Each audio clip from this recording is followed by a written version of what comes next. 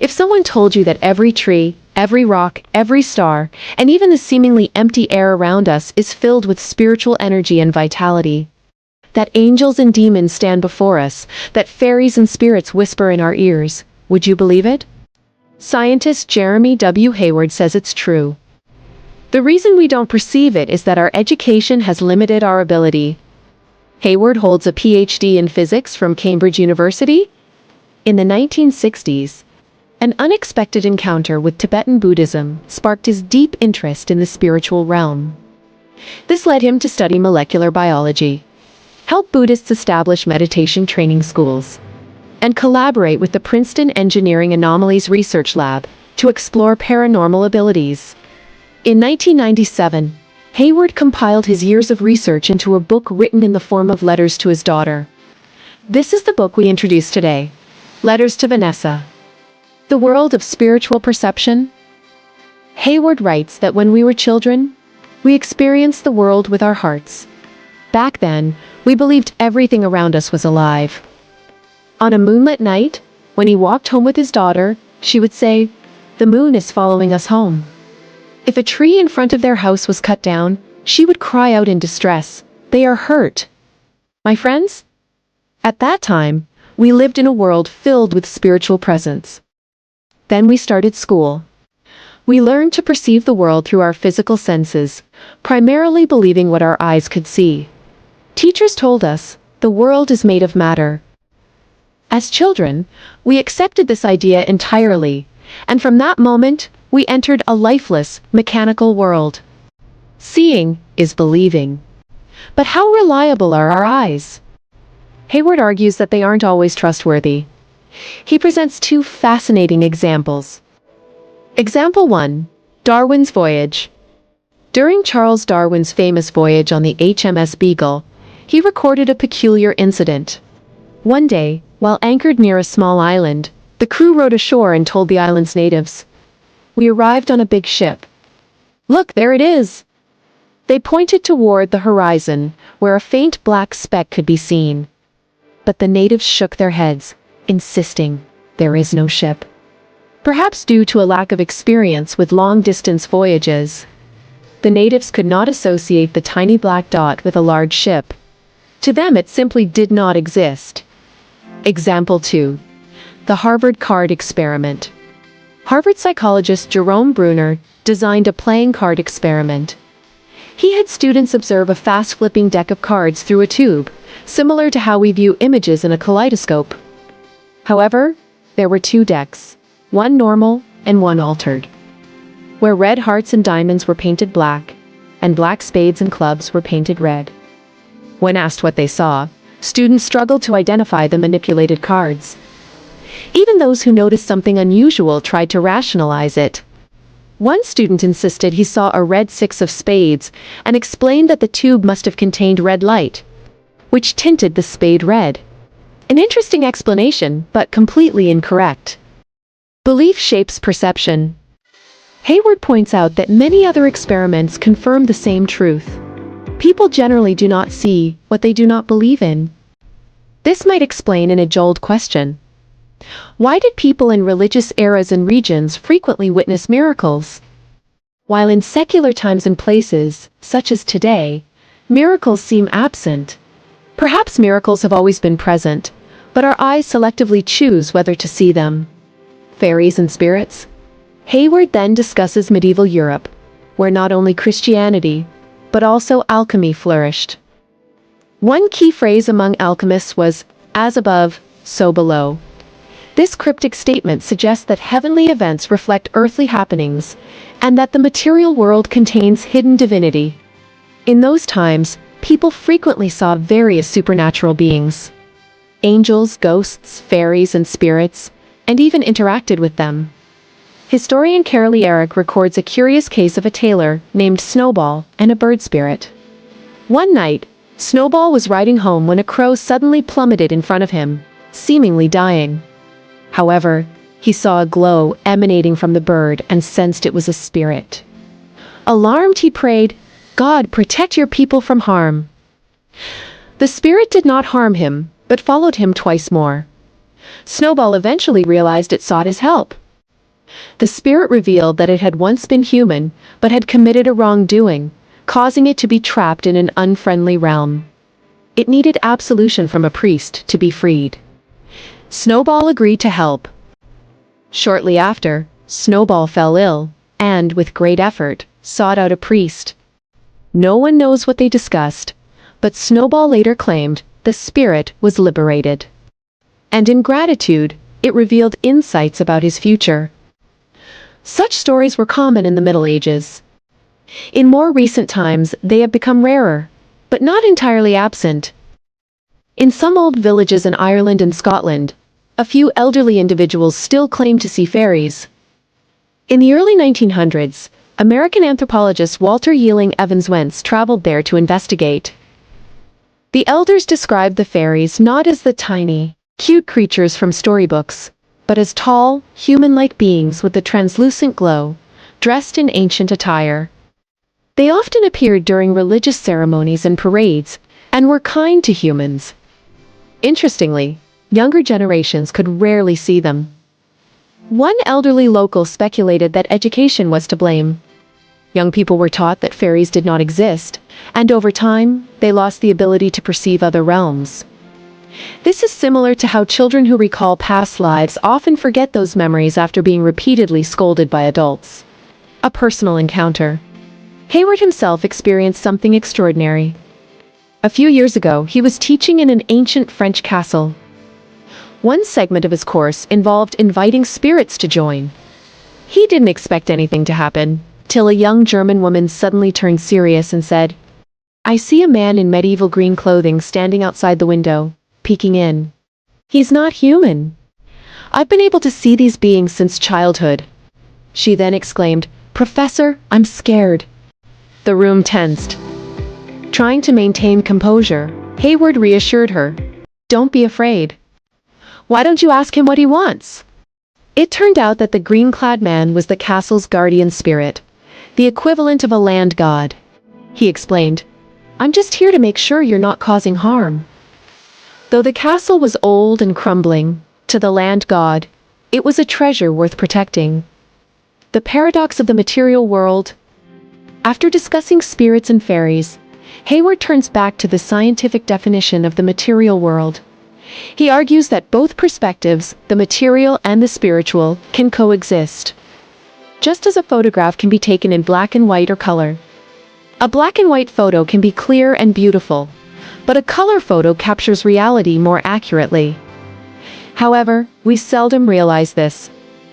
When we doubt something, we say, "I know it's not real because scientists say so." When we support an idea, we say, "Scientific research shows." And few dare to argue. For most people, scientists are the gatekeepers of truth. To illustrate this, Hayward gives an example. Recently, scientists announced the discovery of a new quark, the top quark. Have you ever seen a quark? No? Do you believe it exists? Yes, because scientists say so. Now, have you ever seen a soul? No. Do you believe souls exist?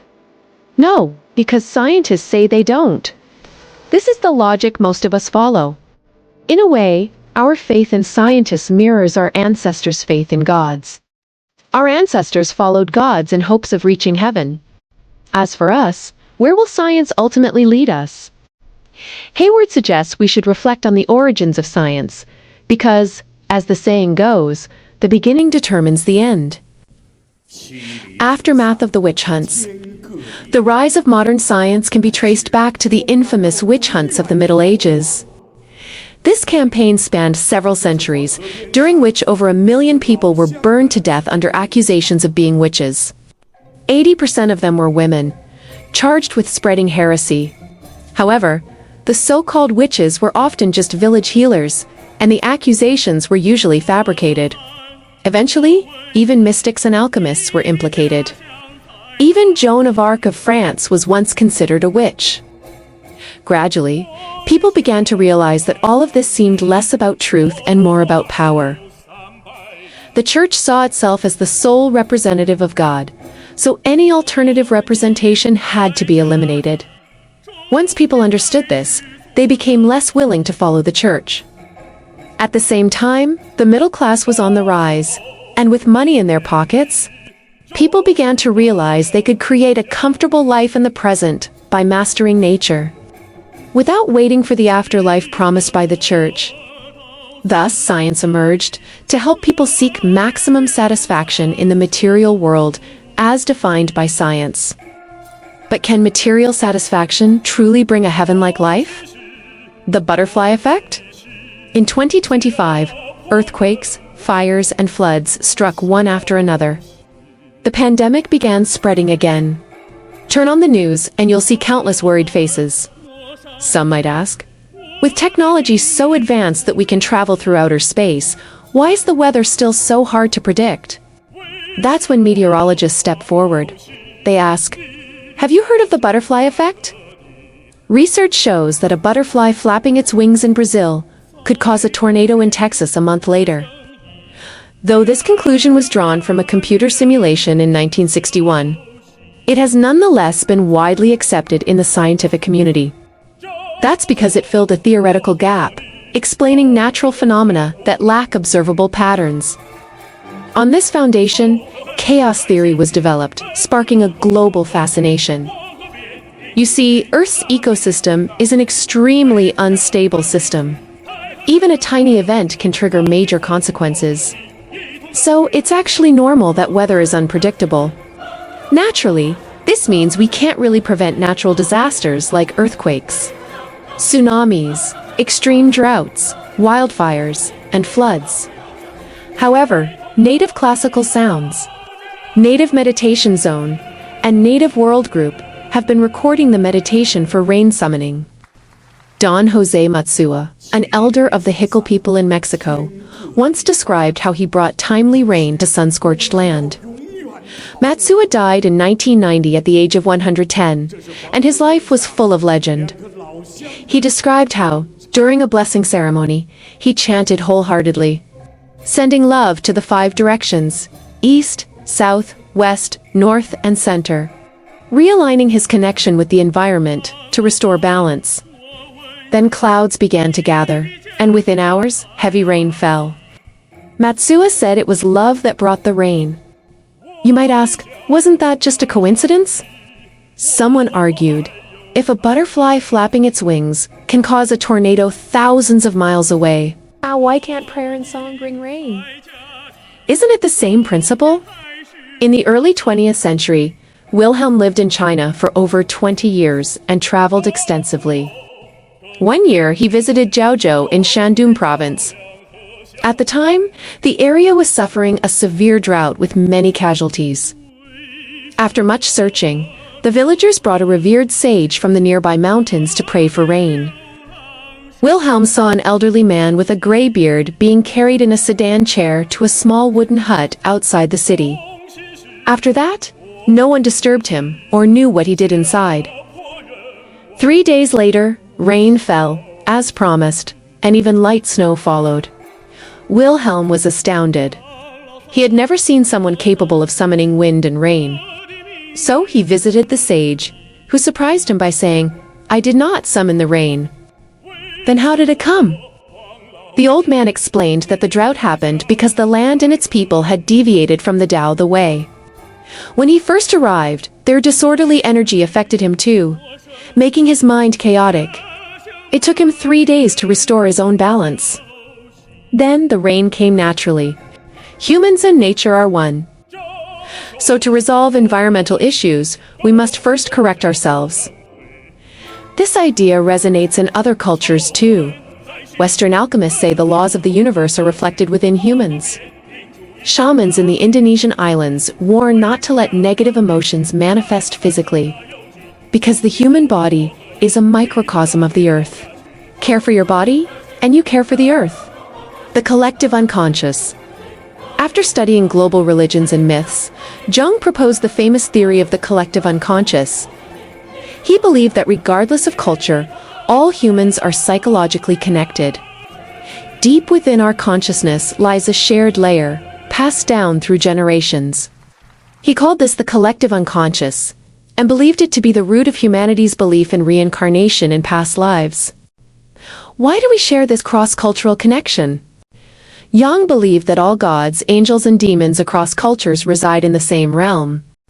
These beings can be seen as invisible, primal energies capable of influencing our world. Their stories are passed down by spiritual mediums.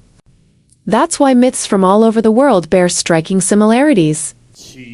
But for ordinary people like us, this realm of gods and spirits is invisible and untouchable. How can we believe it exists? Well, it's like the wind. You can't see it, but you can feel it. Let's look at a few examples. Coincidences that aren't just coincidences. Jung had a patient, a young, well-educated woman who was extremely rational, almost obsessively so.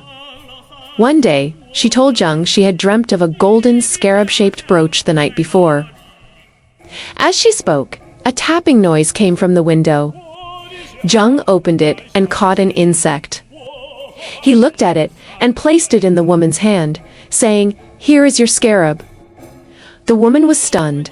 The brown gold beetle looked almost identical to the one in her dream. This incredible moment shattered her mental defenses, opening her up emotionally. Her condition soon improved dramatically. Marie-Louise von Franz, Jung's collaborator, also had an unusual experience. One day, she liked a blue dress at a shop and asked them to send it to her. But 3 days later, a black dress arrived instead. She felt uneasy. Almost at the same time, she received a telegram saying a relative had passed away. She wore the black dress to the funeral. She felt this was more than mere coincidence. Another even more incredible incident happened to her. She had a patient with suicidal tendencies whom she worried about constantly. One day, while on vacation in the countryside, she was chopping firewood when the image of this patient suddenly flashed before her eyes. Twice, the second time with an urgent expression. She stopped and wondered, why did she appear? Does she need help? Should I drive back? Just as she considered returning, a voice in her head said, "No, it's too late." Sensing something was wrong, von Franz sent a telegram with just 4 words. "Don't do anything foolish." 2 hours later, the telegram arrived. At that moment, the patient had just opened the gas valve in her kitchen when the doorbell rang. She opened the door and received the telegram. Upon reading those 4 words, she snapped out of her trance, rushed back, and turned off the gas. She lived on, and von Franz was relieved. When we think about it, don't we all experience such coincidences in our lives? Are they divine interventions, or just pure chance? So how did Jung explain these coincidences? He believed that at a deep level, matter and spirit are one, manifesting as a single form of energy. At lower vibrational frequencies, this energy becomes matter. At higher frequencies, it becomes spirit. Sometimes, when vibrations are strong enough, the spiritual realm can pierce into the material world. In the spiritual realm, the concepts of space and time don't apply. Their time is eternal. That's why we might catch a glimpse of another world in a moment, or experience an incredible coincidence. Subscribe and hit the notification bell so you don't miss what's coming next. Share it, because some stories are meant to be discovered together.